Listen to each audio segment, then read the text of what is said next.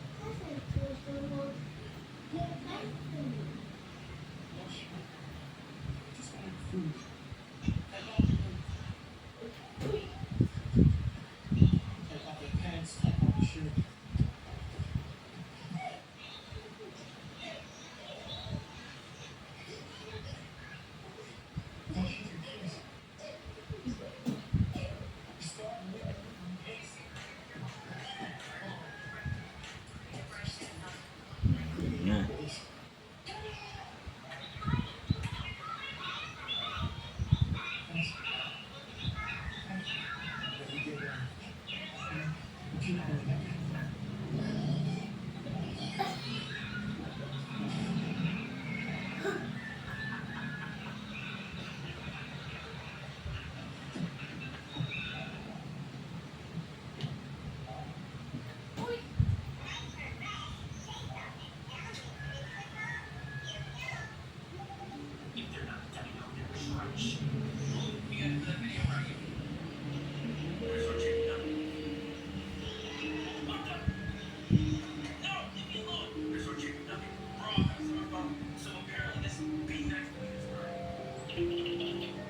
Sipin mo yan guys, 30%. Halos 70% na lang ang natitira sa pondo.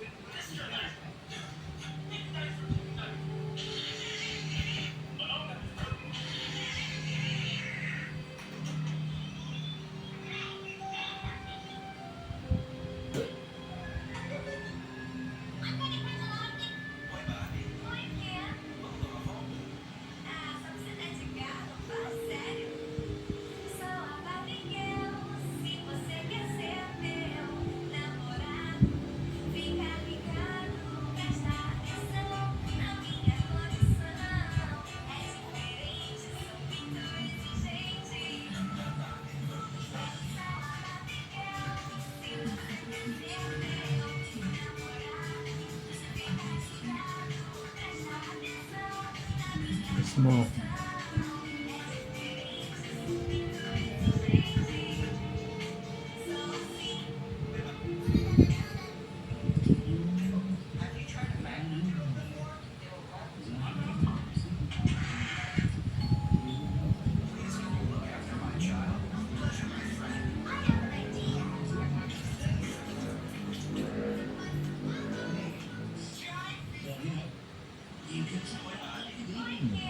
Yes.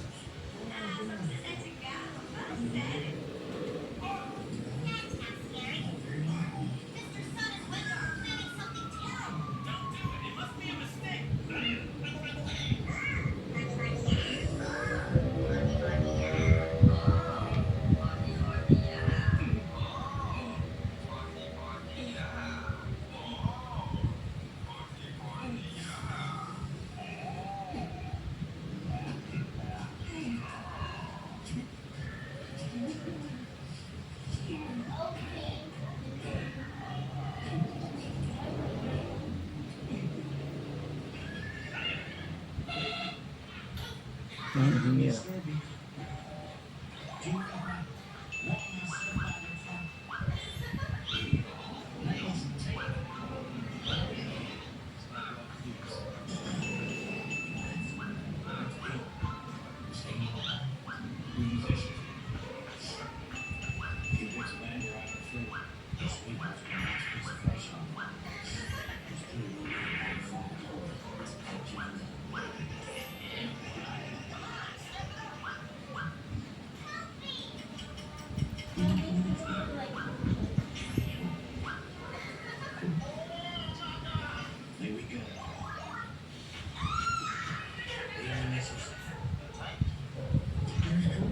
Tama.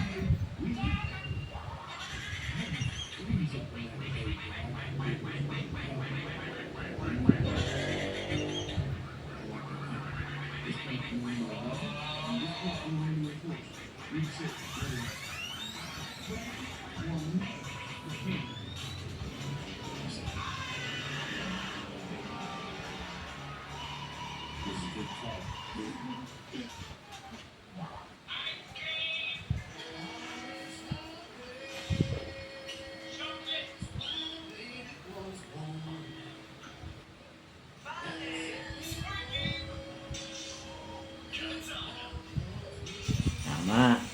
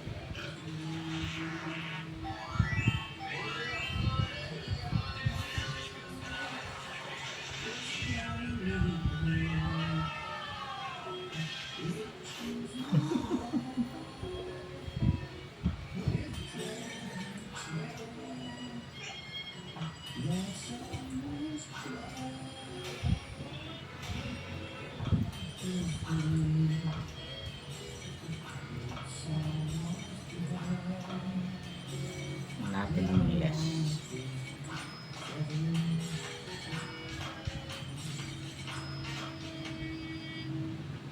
Kaya, yun naman pakinggan natin ngayon guys, ang talumpati naman ni Manny Pacquiao doon sa Negros Oriental or sa Dumaguete. Kasi tingnan po natin kung ano yung sinong magandang sinasabi at kung sino ang makakatulong para sa atin. Kung tama ba? Mali ba si Marcoleta sa sinasabi niya? O tama si Pacquiao sa sasabihin niya? Ang ano nito, kailangan nating pagkumparahin kung sino ba talaga ang makatao. Kasi lahat tayo ginagamit nitong mga to na puro mahihirap. Kawawa naman yung mahihirap. Pero naramdaman ba nila? Nararamdaman ba ng mahirap yung sinasabi nila? Pakinggan na lang natin yung ano ni Manny Pacquiao sa Dumaguete ba to o Oriental? Kasi kailangan natin guys mag talaga mag research kung sino bang karapat dapat nating iboto sa Senado. Kasi ito si Pacquiao, ano naman ito? Sikat naman talaga, wala naman tayong problema. Pero ano bang nagawa nito sa bayan natin? Naalog na yung utak nito. Hindi na ito ano. Saan ka makakita? Saan ang prinsipyo nito? Dati niya kung paano birahin si BBM noong panahon ng eleksyon. Tapos ngayon, bigla niyang ano, bigla niyang kakampi. Doon siya sumama. Ha? Tama ba itong speech ni Manny Pacquiao sa ano, Negros Oriental? Na pag akala mo sila na lang ang magaling. Wala nang iba. Ang akala ni BBM, sila na lang ang magagaling dahil ano sila?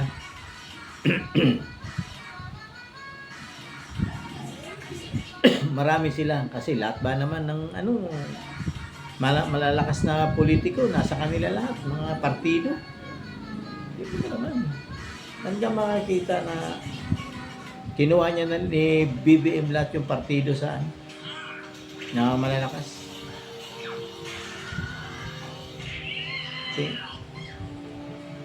Tingnan natin kaya kung tama ba itong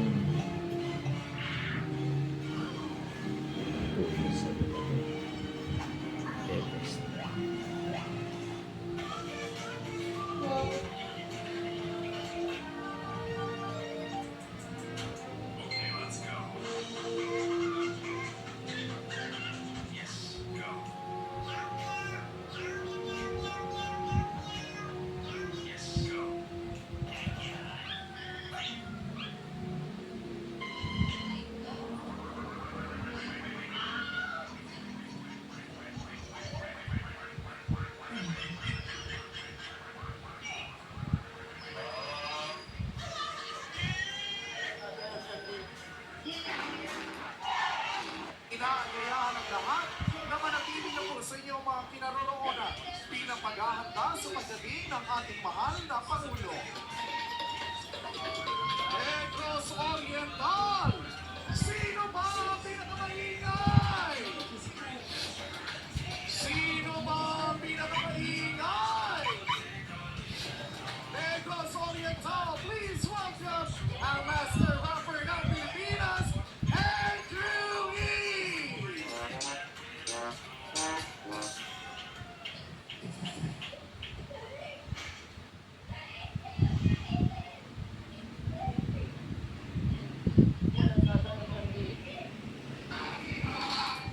Inaanyayahan ang lahat na manatili na po sa inyong mga kinaroroonan bilang paghahanda sa pagdating ng ating mahal na Pangulo.